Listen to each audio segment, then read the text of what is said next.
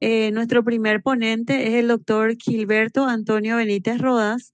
Él es docente, investigador y coordinador de proyectos ambientales del Centro Multidisciplinario de Investigaciones Tecnológicas, CEMIT, dependiente del Rectorado de la Universidad Nacional de Asunción. Es licenciado en Biología por la Facultad de Ciencias Exactas y Naturales y doctor en Microbiología por la Facultad de Biología de la Universidad Complutense de Madrid. Es investigador categorizado por el CONACYT en nivel 1 del PRONI y sus áreas de actuación son fitoplancton, cianobacterias, cianotoxinas, bioremediación, microbiología del agua dulce, proyectos en ejecución con CONACYT, Itaipú Binacional, el BID, SEAM, MOPC y varias empresas privadas. Entonces, muy bienvenido, doctor Gilberto. Muchas gracias por aceptar la invitación y poder presentar su ponencia tan interesante. La sala queda a su cargo. Las preguntas pueden hacerlas vía chat y se las estaremos remitiendo al doctor Gilberto. Gracias a todos y que disfruten de nuestra jornada científica. Muy buenos días, muchísimas gracias, doctora Andrea. Quisiera saber si me escuchan bien. Sí, perfectamente. Buenos días a todos. A continuación voy a presentar los resultados correspondientes al proyecto Cianotoxinas en las aguas superficiales eutróficas del lago de Pacaraí en diferentes periodos estacionales y su potencial efecto mutagénico. Este proyecto se llevó a cabo gracias al cofinanciamiento del Consejo Nacional de Ciencia y Tecnología CONACYT a través de los Fondos para la Excelencia de la Educación y la Investigación FEI. El equipo de investigación estuvo integrado, en este caso, por investigadores de diferentes áreas y formaciones académicas. En primer lugar, tenemos al doctor Javier Enrique Barúa, quien fue el que tuvo la idea, en este caso, de presentar este proyecto, de postular ante CONACYT, y que es un proyecto muy importante e interesante para Paraguay. Luego está la doctora María Cristina Romero, que es la que se encargó de la etapa de desarrollo y ejecución, en este caso de la primera etapa de ejecución del proyecto. Y como investigadores asociados estuvimos con la doctora Edith Álvaro Segovia, quien les habla, y la química farmacéutica Ninfa Concepción Castro. Durante el desarrollo de este proyecto también se realizó la formación de jóvenes investigadores, en este caso profesionales, como la licenciada Domitila Villalba y la licenciada Crista Paredes. Es importante destacar que el día de hoy yo voy a hacer una presentación general de los resultados debido a que nos encontramos en la etapa de redacción de un artículo científico y por lo general las revistas piden que los datos no sean divulgados en su totalidad y también CONACYT al respecto nos facilita esa posibilidad de la protección de los datos por lo menos por 18 meses antes de su publicación definitiva. A continuación, quiero mencionar cuáles son los tópicos que voy a tocar durante la presentación. Voy a comentar un poco acerca de la institución y su importancia para la ejecución de este proyecto de investigación. Voy a realizar un resumen completo, en este caso del proyecto ejecutado, y luego haré una introducción breve de la parte de cianobacterias, cianotoxinas y el potencial efecto mutagénico, también los objetivos que se plantearon, los materiales y métodos que se desarrollaron, los resultados que se obtuvieron y la discusión de los mismos, así como la conclusión y finalmente las perspectivas y recomendaciones y finalmente la parte de agradecimientos. Con respecto a la institución, el CEMIT es una institución con más de 30 años de trayectoria en servicios e investigación y actualmente tiene un sistema de gestión de calidad implementado, y su misión es ser una institución multidisciplinaria que realiza investigaciones, apoya la formación científica, brinda servicios altamente confiables, enfocados en la satisfacción de sus clientes y organismos de regulación y control a fin de colaborar con el desarrollo del país. Por lo tanto, el proyecto ejecutado dentro del CEMIT mediante el cofinanciamiento del CONACYT cumple realmente el objetivo principal o la misión que tiene esta institución. Como resumen del proyecto, una cosa muy importante que podemos mencionar es que en la actualidad en Paraguay hay un aumento de los compuestos nitrogenados y fosforados en los ecosistemas acuáticos, y esto genera un proceso denominado eutrofización. Y ese proceso de eutrofización lo que hace es favorece a determinados microorganismos presentes en el agua, sobre todo en el agua dulce, para desarrollar floraciones o bloom, como en el caso de las cianobacterias y las que fueron registradas en el lago Ypacaraí. La importancia de estas cianobacterias es que pueden sintetizar compuestos bioactivos y en la mayoría de los casos pueden ser nocivos para el ser humano y otros organismos e inclusive pueden ser letales en algunos casos. Poca información existe en Paraguay al respecto de las cianotoxinas y los métodos analíticos establecidos también. Existen muy pocos laboratorios que están prestando servicio actualmente en la cuantificación de cianotoxinas y si lo hacen, la mayoría lo hacen a través del test de ELISA, que si bien es un método válido, es menos sensible y menos específico en algunos casos. Por lo tanto, lo que se hizo fue plantear como objetivo de investigación realizar monitoreos de las aguas superficiales eutrofizadas del lago Ypacaraí para determinar, en este caso, y cuantificar la concentración de cianotoxinas y también determinar su posible efecto o potencial efecto mutagénico.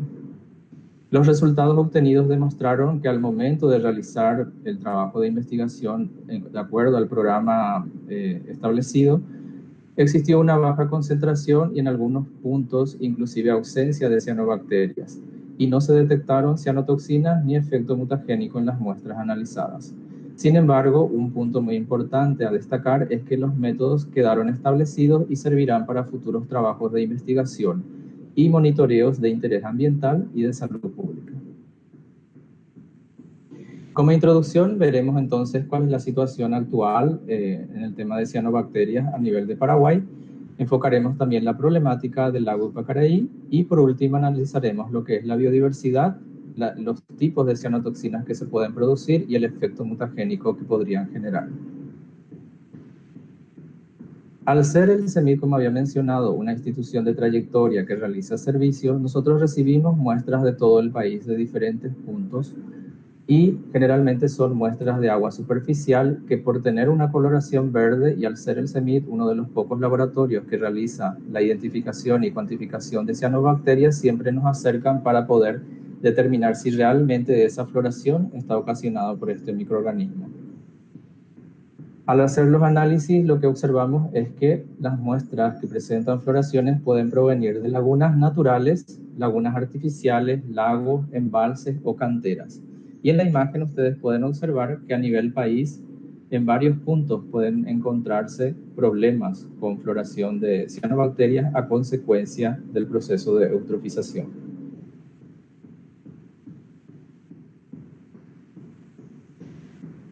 El caso del lago Ypacaraí, cuando tomó conocimiento público de la situación por el cambio de la coloración del agua, fue en el 2012.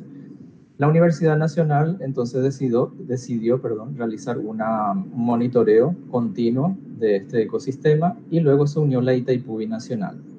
Actualmente seguimos realizando monitoreos de parámetros físico-químicos y parámetros biológicos y está previsto hasta el 2021. Como habíamos mencionado en otros cursos de capacitación, hoy veremos en forma general algunos aspectos de las cianobacterias. Las cianobacterias también se conocen como algas verde azuladas, pero en la actualidad están clasificadas debido a sus características celulares como procariotas y pertenecen al grupo de las bacterias. Por eso se denomina más frecuentemente cianobacterias. A nivel filogenético, lo que podemos ver es a nivel evolutivo que fueron las primeras en aparecer en los ambientes y por lo tanto tienen esa capacidad de poder soportar condiciones extremas. Y esa es una ventaja que tiene con respecto a los otros microorganismos presentes en el agua. También les favorece que pueden desarrollarse a diferentes rangos de pH y temperatura. Otra característica es la presencia de una gran cantidad de pigmentos fotosintéticos, como en el caso de la clorofila A, betacaroteno, ficobilinas y xantófilas. En el caso de las ficobilinas, es uno de los métodos que se puede utilizar para tratar de identificar, en caso de que a nivel microscópico cueste determinar si es o no una cianobacteria, es la cuantificación de la ficocianina, que es un pigmento característico de las cianobacterias. También en algunos casos pueden observarse la presencia de pigmentos de ficoeritrina y se puede utilizar, pero hay que hacerlo con más cuidado porque hay otros microorganismos fotosintéticos que tienen también esa capacidad de producir la ficoeritrina. Estos pigmentos son los que generalmente intervienen en la coloración que uno ve cuando ocurre una floración. Por lo general, el color verde azulado está asociado por la combinación de la clorofila A con la ficocianina, que le da el color azul, y en algunos casos puede observarse también coloraciones rojo o rosado debido a la degradación o no degradación completa de la ficoeritrina. Cuando hablamos desde el punto de vista morfológico, lo primero que se tiene que hacer antes de realizar la cuantificación de una cianotoxina es determinar si nuestra muestra tiene realmente alguna cianobacteria. Por ejemplo, al mirar al microscopio podemos observar formas filamentosas, unicelulares o coloniales. En el caso del lago Pacaraí, la primera floración fue originada por Cylindrospermoxis racevoski en el 2012 y es una de las especies que produce una toxina denominada Cylindrospermoxina. Esta especie, al igual que otras filamentosas, tiene la capacidad de sufrir diferenciaciones celulares, y esas diferenciaciones celulares nos indican la situación en la cual se encuentra esa cianobacteria en el ambiente, y también sirve desde el punto de vista taxonómico para poder llegar al nivel de especie, que ya habíamos visto también en cursos de capacitaciones anteriores. Otro género que suele ser frecuente en el lago Pacaraí es Anabaena sp, actualmente reclasificado como Dolichospermum. También presentan estas diferenciaciones celulares. A continuación tenemos las que son coloniales y que habíamos mencionado también en su momento, que una característica principal que presenta el género Microcystis es la presencia de una envoltura gelatinosa dentro de la cual se encuentran las colonias. Aparte de eso, presentan unas vesículas de gas que permiten flotar. Esto es muy importante, sobre todo en el caso de ecosistemas que se utilicen para recreación o se utilizan para recreación, debido a que cuando lo que pasa es que en este caso Microcystis tiene la capacidad de poder desplazarse a través de la columna del agua. Entonces en algunos casos puede dar la sensación de que no están presentes en el agua, pero sí pueden estar liberando algún tipo de toxina. Por eso es fundamental hacer siempre, aparte del monitoreo de la presencia de cianobacterias, controlar si producen o no cianotoxinas en el ecosistema acuático. Y aquí podemos ver que existen una gran diversidad de formas y algunas de ellas son de interés taxonómico, como habíamos visto también en cursos anteriores. Cuando analizamos las publicaciones podemos ver de que a partir de 1983 es cuando comienza a reportarse por primera vez la presencia de cianobacterias en el lago Pacaraí. Y a medida que van pasando los años, a medida que se van realizando más publicaciones, se puede ver que esa biodiversidad va aumentando con el tiempo. Y ya se menciona que uno de los grandes problemas que pueden estar relacionados con el aumento de la biodiversidad es la modificación del equilibrio normal dentro del ecosistema acuático debido al aumento de los nutrientes, como el nitrógeno y el fósforo total. En el 2002, la JICA realizó un estudio, en este caso del lago Pacaraí, donde identificaron 7 géneros y 9 especies de cianobacterias. Y también, teniendo en cuenta que el lago Pacaraí se utiliza como fuente de abastecimiento de agua potable, pidió que se sigan las recomendaciones de la Organización Mundial de la Salud, que es el monitoreo de una de las toxinas más frecuentes, que es microcistina, y cuya concentración se considera en el nivel de alerta que tiene que tenerse en cuenta es la concentración de 1 microgramo por litro. Cuando supera esta concentración ya no debe destinarse el agua que se está utilizando ahí para abastecimiento o consumo, agua potable o consumo. Desde el 2012 hasta el 2014 se fueron reportando también especies de cianobacterias, y en este caso la que fue dominante, Cylindrospermoxis racevoski, y a continuación Microcystis aeruginosa. Si bien DIGESA en ese momento había hecho un estudio de la concentración de microcistina, había reportado de 28,4 microgramos por litro y lo había realizado a través del test de ELISA. Desde el 2012 hasta el 2017 se han reportado en total 17 géneros y se han identificado 11 especies de cianobacterias presentes en el lago Pacaraí. En la actualidad, el CEMI sigue realizando monitoreos, como había mencionado, con la Itaipú Binacional, y son generalmente dos géneros los que son identificados frecuentemente en el lago de Pacaraí, es decir, siguen presentes las cianobacterias en el ecosistema acuático. Ahora, ¿dónde radica la importancia de estas cianobacterias? Como habíamos dicho, tienen la capacidad de producir compuestos bioactivos que pueden ser nocivos. Y teniendo en cuenta el listado frecuente de géneros que se encuentran en el lago Pacaraí, podemos agruparlos entonces de acuerdo a su producción de toxinas en microcistina y saxitoxina, debido a que microcistis y anabaena son los dos géneros frecuentes que suelen aparecer en el ecosistema acuático del lago Pacaraí.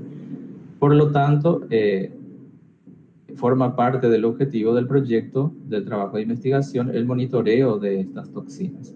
Ahora, en la actualidad existen diferentes técnicas que se pueden utilizar para poder detectar y cuantificar estas toxinas. Una de ellas se basa en las técnicas cromatográficas, por ejemplo, el caso de la cromatografía líquida de alta resolución por HPLC, que es mucho más sensible y más específico a la hora de detectar la presencia de una toxina.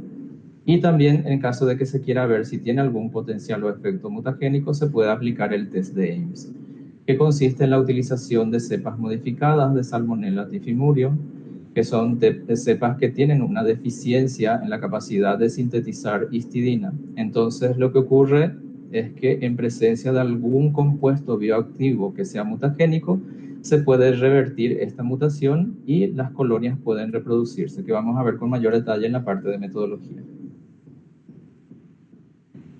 Por lo tanto, teniendo en cuenta todo lo anteriormente mencionado, el objetivo general del proyecto fue monitorizar cianotoxinas en las aguas superficiales eutróficas del lago Pacaraí y evaluar el potencial efecto mutagénico de las muestras ambientales del agua.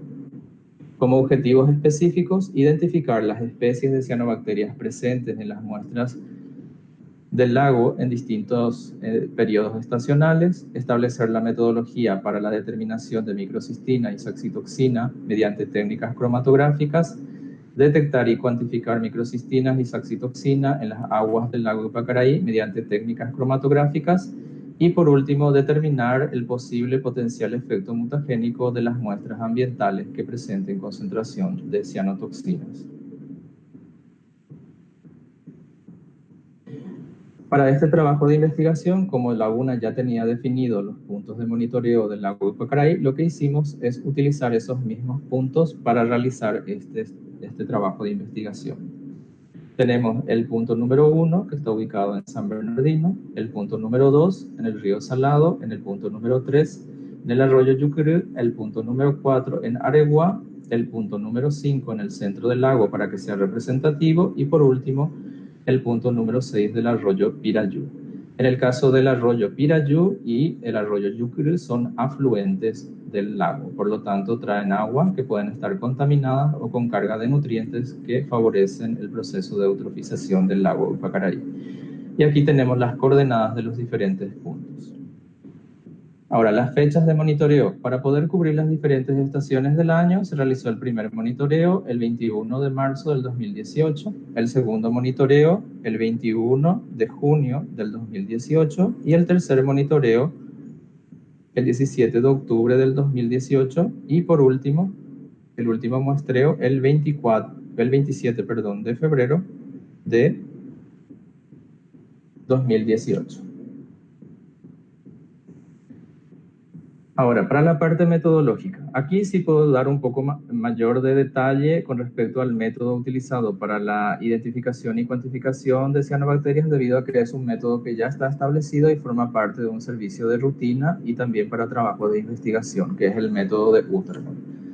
En este caso, lo que se realiza son toma de muestras de agua en frasco de 250 mililitros, se le agrega el Lugol, que ayuda a preservar las estructuras y también tiene una función de que permite una precipitación de los microorganismos. En este caso tengo el tubo de Uterman, lo que hago es cargar las muestras ya preservadas, dejo sedimentar por 24 horas y a continuación realizo la observación a través de un microscopio invertido.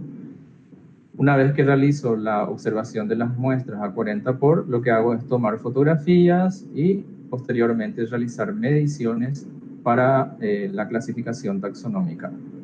En el sistema de clasificación taxonómica tradicional se basa generalmente en la forma y en el tamaño de la célula. Y esos datos se registran en una planilla donde reportan la cantidad total de cianobacterias por mililitro, en este caso de células por mililitro. Ahora, para el establecimiento de los métodos para detección y cuantificación de microcistina y saxitoxina en las aguas del lago Pacaraí, mediante técnicas cromatográficas, lo que se realiza es se toman muestras de 1 litro en frascos ámbar por separado, luego se realiza un proceso de filtración y de este filtrado lo que a continuación se realiza es la liofilización para eliminar el agua y luego se aplican solventes. Estos solventes lo que permiten es poder liberar, diríamos, el principio bioactivo presente dentro de la muestra liofilizada y posteriormente se separan a través de unos cartuchos especiales para luego inyectar a la fase móvil dentro del equipo de cromatografía líquida de alta resolución. Como les había mencionado, no puedo dar mucho detalle al respecto de este método porque va a formar parte de la publicación de la revista científica. En el caso del test de Ames, también se toma una muestra de 1 litro, se realiza un filtrado de la muestra y posteriormente lo que se hace es se activan las cepas de Salmonella typhimurium. Estas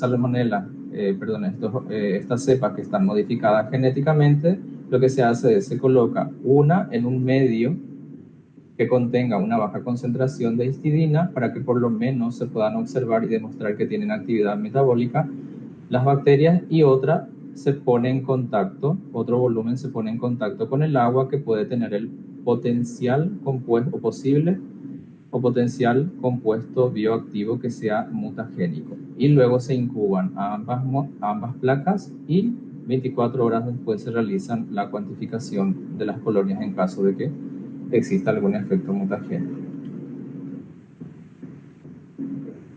Resultados.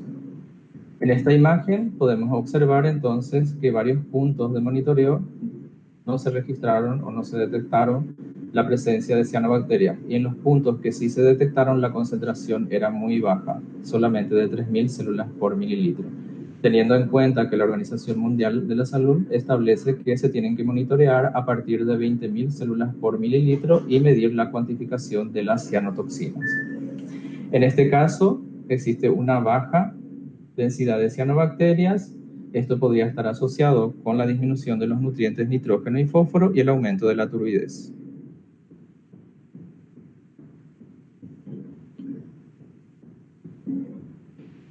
En cuanto a las cianotoxinas, una vez establecido el método, lo que se hizo fue cuantificar o procesar las muestras para determinar la presencia de microcistina y saxitoxina. En este caso, en las muestras tanto de la primera, de la segunda, la tercera y la cuarta campaña no se detectaron entonces presencia de microcistina y saxitoxina.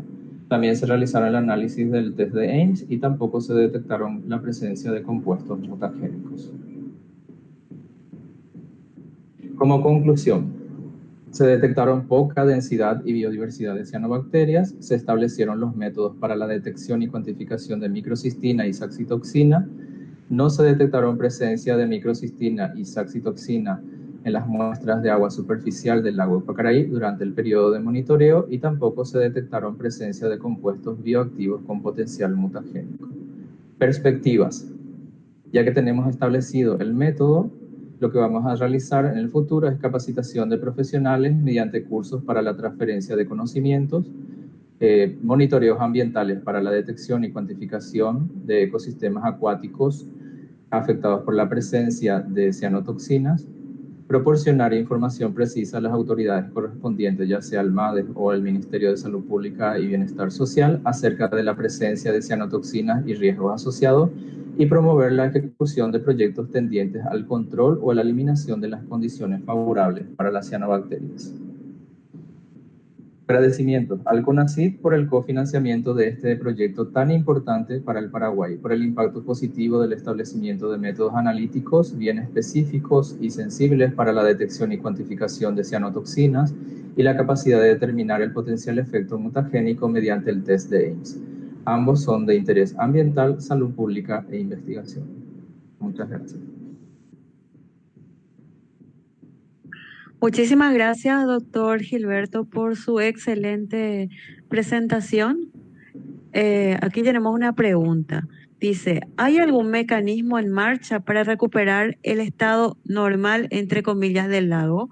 Esta pregunta la hace Jorge Jara. Actualmente se está trabajando a través del Consejo Nacional que es para el tema del lago Ipacaraí con ALAIPA. Se está realizando actividades para tratar de encontrar algún sistema para solucionar el problema del lago Ipacaraí. Lo que yo puedo comentar desde mi experiencia es la iniciativa que se ha tomado, que es muy positiva, la instalación de sistemas de desagüe cloacal, por lo menos en la ciudad de San Lorenzo, y tengo entendido también que en otras ciudades, que eso es un factor muy importante, teniendo en cuenta que muchos de los cursos de agua finalmente terminan en el lago Ipacaraí. Eso sería muy interesante, que se pudiera implementar un sistema de tratamiento de las aguas residuales para disminuir la carga de nutrientes en el lago Ipacaraí. Obviamente esto va a llevar su tiempo, no porque se ponga dentro de un tiempo corto en funcionamiento una planta de tratamiento significa que el lago en unos meses ya va a estar en su situación, diríamos, de recuperación. Va a llevar su tiempo.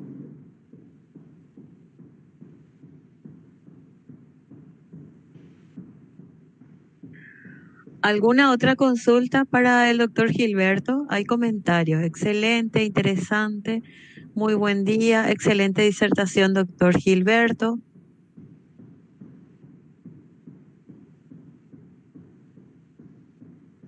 ¿Alguna otra consulta?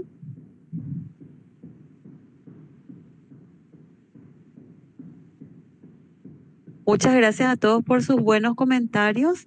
Entonces, le agradecemos muchísimo al doctor Gilberto por su tiempo y por su excelente presentación. Y pasamos a nuestra siguiente ponente.